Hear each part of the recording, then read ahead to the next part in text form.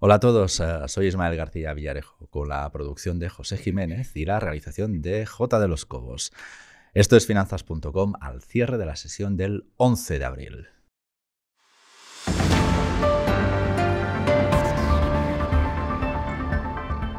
Inversores, muy bienvenidos. Javier y yo os estábamos esperando. Javier, bienvenido al Centro de Noticias de Finanzas.com. Bien hallado. Javier de la Nava es profesor de Economía en la UDIMA. Profesor, ¿por qué crees que hay tantos franceses que han votado a la extrema derecha este domingo? Bueno, yo creo que aquí Francia suele tener una tendencia al voto como castigo en la primera vuelta. Luego ya en una segunda vuelta es un voto más identitario, porque la segunda vuelta normalmente es una confrontación, era una confrontación izquierda-derecha. Ahora se ha quedado en un centro moderado frente a una extrema derecha. La cosa liberal frente a la extrema derecha. Sí, habrá que analizar luego, si te parece, Javier, qué ha pasado con la izquierda en Francia, pero bueno. Bueno, pues el deterioro de los partidos tradicionales, que Francia, que siempre ha sido muy innovadora, tanto en lo político como en lo social, como en lo económico, pues ha dado una vez más muestras de esa transgresión, que en parte se vio en las calles con el tema de los chalecos amarillos en el 2018 y que se pudiera especular si hubiera continuado o si se hubiera agravado, tipo mayo de 68, de no haber sido porque se cruzó otro tema tan trascendente y grave como el de la pandemia. ¿Qué hubiera pasado si no tenemos pandemia? Con el tema de los chalecos amarillos es para rellenar algún libro. Me comentabas, Javier, que en la primera vuelta suele ser el momento para que los franceses depositen el voto de castigo. Es verdad que llevamos con la amenaza de Le Pen en sus distintas sagas familiares, ¿no? Desde Chirac, que fue el primero que tuvo que enfrentarse al sí o no con la ultraderecha o la extrema derecha. Sin embargo, los mercados esta sesión, empezaron descontando una probabilidad bastante cierta de que Marine Le Pen gane. Las diferencias de las encuestas son apenas 2 puntos y eso, como sabes, es error demoscópico. Estamos en un margen muy estrecho y me parece, si no me falla la memoria, que es la primera vez que un candidato no de la extrema derecha se enfrenta con las encuestas tan cerradas, tan agobiantes a Marine Le Pen. ¿Qué es lo que ha cambiado aquí, Javier? Bueno, vamos a ver, si nos fijamos en los números, los 4 puntos de diferencia del 27 contra 23, que es el resultado del domingo, de ayer, son relativamente parecidos a los de 2017, que fueron 24 frente a 21,3. En el 2017, en la segunda vuelta, hubo clarísimamente una victoria muy holgada de Macron, 66 frente a 34. Yo creo que todavía los mercados están recogiendo de alguna forma el rebufo de los resultados de ayer. Vamos a ir viendo cómo va evolucionando y, en cualquier caso, lo que sí está claro es que desde que se cerraron las urnas en el día de ayer, los dos candidatos han llamado a la movilización más al son del clarín para que recabar los votos y que no haya sorpresa. También hay otra diferencia con relación al 2017 y es que el discurso de Le Pen se ha hecho más moderado, ha abandonado más lo identitario y se ha fijado más en los bolsillos de los franceses. Y sobre todo, esto clarísimamente lo confirma el hecho de que mayoritariamente ha obtenido el respaldo de las zonas rurales frente a las zonas urbanas que han sido más partidarias de Macron. Una de las cuestiones uno de los discursos que ha moderado, una parte del discurso que ha moderado Le Pen es el económico. Por ejemplo, ya no defiende la ruptura del euro, pero sí otros puntos económicos que gustan muy poco a los mercados, como el intervencionismo o directamente las nacionalizaciones. Claro. Te quería preguntar, bajo tu perspectiva, Javier, aunque ya no se aspire a una ruptura del euro, supongamos que Marine Le Pen gana las elecciones. ¿Está la zona del euro y la Unión Europea preparada para una victoria de la extrema derecha en Francia? En estos momentos, rotundamente no. A pesar del euro, ¿eh? Aunque salvemos el euro, no. No, rotundamente no, porque, digamos, solo nos faltaba eso. En el sentido de que estamos arrastrando... Bueno, ya desde el año 2018, con la crisis financiera, se han venido arrastrando sucesivos impactos. A la crisis financiera del 18 le sucedió, con repercusiones para Europa, la guerra comercial entre Estados Unidos y China. Posteriormente, por supuesto, los efectos económicos graves, importantes de la pandemia, y ahora la guerra, la invasión de Rusia del territorio ucraniano. Ya solo faltaba eso, de que alguien pusiera en duda el tema, la fortaleza o el respaldo que supone el euro. Personalmente creo que no, y seré el primero en morderme la lengua si así fuera. Sí que es verdad que hasta el 24 de abril estamos muy abiertos a posibles situaciones extrañas. Ahora, yo el primero, me sería de una grandísima sorpresa que alguien que en ocasiones ha respaldado a Putin pudiera hacerse con la presidencia de Francia. La presidencia de Francia, hay que entender, y sería necesario que quien nos oyera lo asumiera, es un régimen muy particular. Es un régimen presidencialista donde el presidente de la República tiene un amplio margen ejecutivo y legislativo, algo que no suele ocurrir en otras repúblicas. Entonces, por eso es tan importante alcanzar la presidencia, incluso sin un respaldo, por lo menos tradicional, partidista, que, por ejemplo, Macron no tiene. Macron es una imagen, también llegó a la presidencia sobre la base del deterioro de los partidos tradicionales, pero se ha sentado y, al menos, aunque sea en esa mesa kilométrica de sus entrevistas con Putin, pues de alguna forma ha querido recuperar el liderazgo francés en la Unión Europea.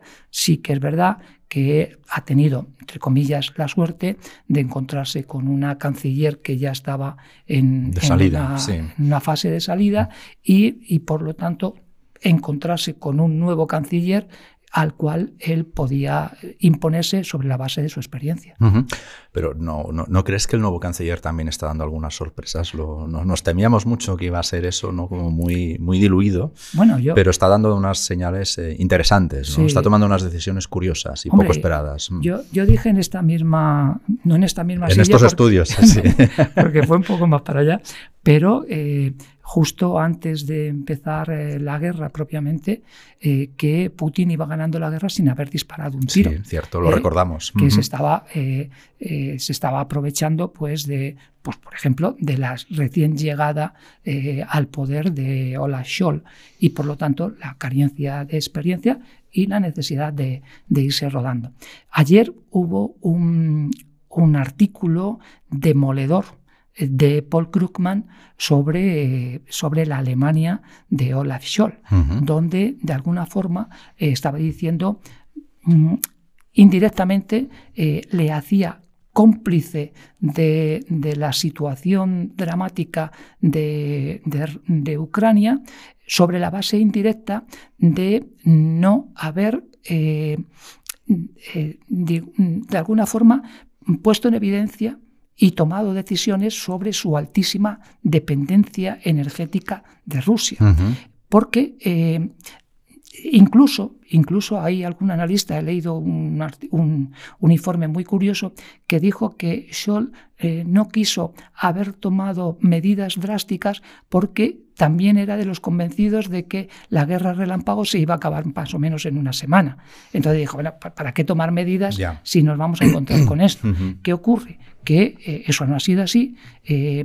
Todas las advertencias de la excesiva dependencia energética de Alemania del petróleo, gas y carbón de Rusia no han tomado medidas y, como decía Paul Krugman, llama la atención la paradoja de que cuando en la crisis financiera del 2018, sobre la base de la moralina de decir a los estados del sur de Europa: ustedes es que han sido muy alegres a la hora del gasto y tenían que haberse fijado como los países del norte hemos sido mucho más, digamos, concisos y hemos sido mucho más serios a la hora de contener nuestros gastos, y ustedes se lo han tomado casi con cerveza. Sí. Pero ahora resulta que Alemania no quiere tomar medidas, o no ha querido tomar medidas, sobre la base de no asumir un coste moderado en la recesión propia que hubiera supuesto la finalización del suministro de ese gas que proviene de Rusia y que indirectamente está financiando toda la economía rusa, que en estos momentos es financiar la guerra. Sí, pero Krugman explicaba en el artículo, entiendo que era en el Times, yo no pude leerlo ayer, explicaba cómo puede renunciar Alemania a más de 3 décadas de esa política que acabas de describir, de apostar por un proveedor concreto, que es Rusia, en distintas etapas en distintas materias energéticas, y que entiendo que Scholz no puede deshacer ahora ni siquiera en 3 meses. Bueno, no se puede, pero se podían haber tomado otra serie de medidas, y de que de alguna forma Scholz está siendo o resultando esclavo de los grandes grupos industriales de Alemania. Y hacía la comparación Krugman cuando en los años 90 se quisieron tomar en Estados Unidos, y se tomaron una serie de medidas sobre aquella política contra la lluvia ácida, sí, con la negativa total y absoluta de los grupos industriales. Sí. Definitivamente se tomaron las medidas, los grupos industriales decían que aquello iba a ser la debacle y el desastre para la economía del Medio Oeste, y al final pues no resultó tal catástrofe, y todo lo contrario, hubo un incremento palpable de la salud pública. Entonces, de la misma manera, si un Krugman se pudiera hacer asumiendo un moderado coste vía descenso de 2 puntos en el crecimiento del PIB, y evitar que Rusia se siga financiando con esta venta del gas a Alemania. Javier, volvemos un momento, Sí. Nos hemos desviado un poquito con Alemania, es apasionante, sobre todo cada vez que vienes. Estábamos hablando de la segunda vuelta, de los 14 días que quedan por venir, ¿verdad? O 13 ya, dependiendo del momento en el que escuchen este episodio de podcast. Pero comentabas que Marine Le Pen había concentrado su campaña en lo que hemos llamado el coste de la vida, ¿no? En las dificultades que está habiendo ahora y que todos conocemos, desde la factura eléctrica hasta la del supermercado. Y Macron, mientras tanto, se ha dedicado también, lo señalabas, lo describías, a hacer diplomacia de altos vuelos con la mesa kilométrica de Putin, ¿no? Intentando, pues mediar ahí. ¿Crees que a partir de ahora que el cara a cara está ya definido, Marine Le Pen logrará que Macron se ponga a la defensiva por esta campaña tan distinta que han estado haciendo los dos candidatos? Hombre, la campaña va a cambiar, va a cambiar el sesgo de forma total. No digo que Le Pen vaya a abandonar, porque le ha dado buenos resultados, invocar el bolsillo de los franceses, pero posiblemente Macron se vuelva a la identidad. Hay una cosa que es muy curiosa, ¿no? Y yo esta mañana hacía la reflexión, como si utilizamos esos 3 grandes lemas de la Revolución Francesa, de igualdad, fraternidad y solidaridad, pues nos encontramos con que la evolución económica de los últimos años, la igualdad se ha trastocado en desigualdad. Hay un número, se estima que 1 de cada 7 franceses están viviendo en condiciones de pobreza. Esos son 8 millones, casi 9 de franceses. Y la fraternidad y solidaridad se ha trastocado en competitividad, muy en la línea de las medidas ultraliberales de Macron.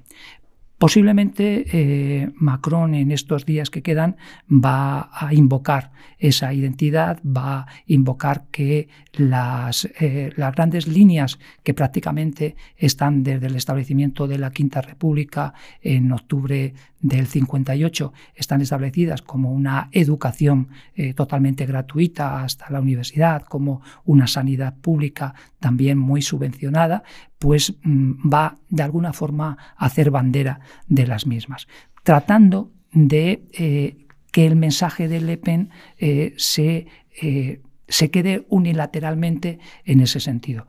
Ya veremos y sobre todo también vamos a ver ataques directos, mientras que antes quedaban diluidos por el número grande de partidos, pues ahora ya va a haber un cara a cara y un usted ha dicho y usted ha dejado de decir.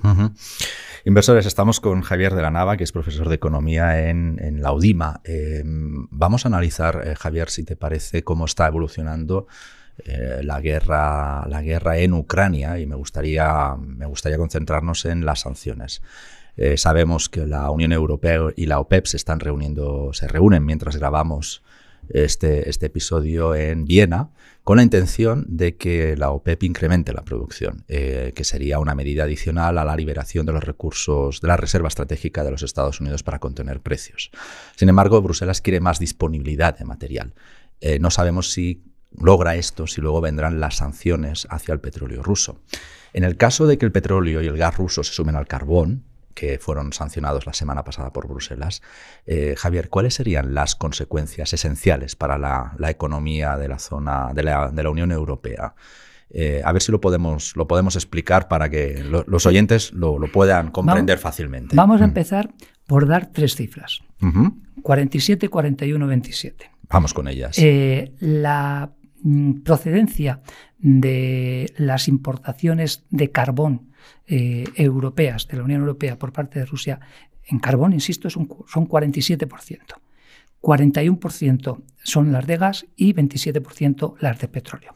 Las de carbón forman parte de los primeros cupos de sanciones. Las sanciones que ahora se están estableciendo se centran más en el petróleo. Hay una serie, digamos, unas medidas más o menos que se tenían que haber puesto en marcha antes incluso que cualquier situación grave, que son los famosos planes de contingencia. Yo, que he impartido en numerosas ocasiones clases de control de riesgos, pues uno de los típicos es decir, no pienses o no esperes a que se produzca la situación, sino que previamente ten preparado algo por si la situación se produce. El tradicional por si acaso. Exactamente. Entonces, una de las primeras cosas que hizo la administración Biden fue liberar los stocks estratégicos, esas reservas mínimas, con el objeto de aportar una mayor producción de petróleo en el mercado y, por lo tanto, que la presión sobre los precios fuera menor. Esto es una de las medidas que están previstas en esos planes de contingencia, pero yo no puedo incrementar mis reservas estratégicas si no hay la posibilidad de comprarlas. Y para que haya la posibilidad de comprarlas, tiene que haber posibilidad de producirlas. Ese es el precio de la liberación de las estrategias. Correcto. Y este es uno de los factores que Putin está aprovechando. El 2021, el barril estaba a $71. En estos momentos está en torno a los 103, 104 dólares fluctuando. Es decir, un 30 y tantos % más. ¿Qué ocurre? Que eso es lo que le está suponiendo a Putin que la entrada, aunque sea el mismo volumen de divisas, sea mayor porcentaje en rublos. Eso por una parte. Si hay parte de las reservas exteriores que no han sido afectadas por las sanciones, el incremento del precio del crudo es el que hemos visto y tengo a mi disposición una maquinaria propagandística tremenda, la situación que me respalda hace que las sanciones tengan un menor impacto, sobre todo contempladas desde el punto de vista del régimen interno. Entonces, ahí sí que se está viendo cómo las sanciones importantes no están siendo todo lo importantes que pudieran ser. Y suponiendo que la intención primaria de Putin hubiera sido esa guerra relámpago y no conseguida, el hecho de que Putin no esté ganando la guerra no significa que la esté perdiendo, porque ahora ha pasado a una fase... Eso yo que soy, sabes, de mente muy binaria, ¿no? Me cuesta entender, claro, si no gana, ¿cómo no va a perder? Pues no. Vamos a tratar de explicarlo. La prolongación de la guerra puede serla o puede estar contemplada como algo beneficioso para Putin. ¿Por qué? Porque, entre otras cosas, puede ser que la rutina a la hora de aparecer noticias de la guerra en los distintos noticiarios o periódicos hace que, sobre todo, el impacto de cara a los aliados vaya siendo menor. El respaldo de los parlamentos está siendo menor, la rutina está asumida o puede estar asumida por todos y los aliados empiezan un poco a desligarse de ese apoyo. ¿Qué ocurre? Que estaríamos cambiando paz por aceptación de una serie de condiciones que pueden ser drásticas. Una especie de status quo, ¿no? ¿Quién ganaría? Putin. Entonces, infiero, Javier, que las sanciones no están surtiendo efecto. No, volvemos otra vez a lo binario. Esto no significa que no estén surtiendo efecto, están surtiendo efecto, pero no en la medida que pudieran suponer una alta presión sobre el Kremlin y, por lo tanto, obligarles a negociar con otro talante. Si las sanciones están creando ese efecto, ¿no? Es por eso que vemos, es por causa de las sanciones que vemos que ahora Putin decide concentrarse en la zona del Donbass. Eso puede ser estrategia pura y dura. Al margen de las sanciones. Al margen de las sanciones no he conseguido un primer objetivo, que era el hecho de que en 7 días los tanques rusos estuvieran circulando por Kiev. Que yo estuviera desayunando en Kiev. Claro, y que hubiéramos tenido pues unas imágenes al estilo de cuando Hitler se paseaba por los Campos Elíseos y contemplaba la Torre Eiffel. Es que parecía eso, ¿no? Que la madrugada que anunció la invasión, él mismo se veía desayunando a las 10 de la mañana en Kiev. Claro. Tenía esa sensación, ¿no? Entonces, pasado ese objetivo, pues podemos pasar a la fase 2, y la fase 2 es alternativa. Y es una guerra de desgaste total y absoluta al estilo Alepo, o sea, destrucción total. Lo que a mí me llama la atención es, siendo, digamos, una diferencia abismal en cuanto al potencial del ejército, que los rusos se hayan circunscrito en el impacto de los misiles, pero que todavía la aviación, al menos hasta donde llegan mis noticias, no han tenido... En el periódico de Krugman se lo preguntan casi cada día. ¿Qué pasa con la aviación rusa? ¿No? Pues los rusos lo sabrán. Sí. Y luego también hay otra derivada. Esto se pasa como en criminología. Preguntémonos a quién beneficia el delito. Entonces, vamos a ver, estamos en un proceso de renovación de todo el aparato armamentístico ruso, al igual como se dice que ocurrió cuando la guerra de Chechenia. Quedan muchas dudas. Pues y acabará la guerra, que espero que sea pronto, y tendremos meses y años para despejar todas estas dudas, como suele pasar. Esto... Sí, pero a posteriori todos acertamos. Pues sí. De todas maneras, aún se están resolviendo dudas de la Segunda Guerra Mundial y de la Guerra de los Balcanes. Imaginemos que de estas también estaremos... Y de las persas. Y de las persas. Esas sobre todo. Con los historiadores hemos topado. Bueno, que nos encantan los historiadores. Una de las consecuencias que hemos visto la última vez que viniste aquí al Centro de Noticias, Javier, esta revista, la revista Inversión, proyectaba una inflación, un IPC medio mensual del 3% en diciembre, tomando como consideración hasta las cifras de diciembre. Ahora hemos revisado esos datos hasta el 7,1%, un IPC medio del 7,1%. Considerando todos los resultados efectivamente de los meses que nos quedan por cerrar el ejercicio. Bien, al final, Javier, no sé cuáles son tus perspectivas. Vemos, por ejemplo, que el Banco de España ha sido incluso más duro que la revista Inversión y otros organismos de observación, que están entre el 7,1 y el 7,3. Quizá nosotros seamos los más optimistas, pero el Banco de España se ha ido al 7,5. En todo caso, al margen de décimas, que ya sabemos que las décimas son importantes, pero ¿está España preparada para aguantar un ciclo tan fuerte de precios como el que en cualquier caso, cojas el que cojas menos al gobierno, se atisba? Hombre, vamos a ver, preparada está. O sea, yo creo que el impacto no va a ser destructivo. Indudablemente no va a ser tan bondadoso como estaba previsto. Y esto ocurre no solamente en España, sino en el conjunto de las economías occidentales. Leía recientemente un informe muy interesante sobre el tema de cómo la globalización ha arrastrado o arrastró en su momento lo que se llamó las medidas desinflacionistas. A mayor volumen, esa mayor globalización que implicó mayores flujos comerciales, producir a más barato coste en cuanto a la producción y hacer casi esa correspondencia, volvemos a lo binario, te lo aporto, de mayor globalización, menor inflación. Ahora justo estamos en el sentido contrario. Estas situaciones, yo comentaba que desde que el año 2001 China entró en la Organización Mundial de Comercio, pues hemos visto un proceso acelerado de cada vez una mayor globalización.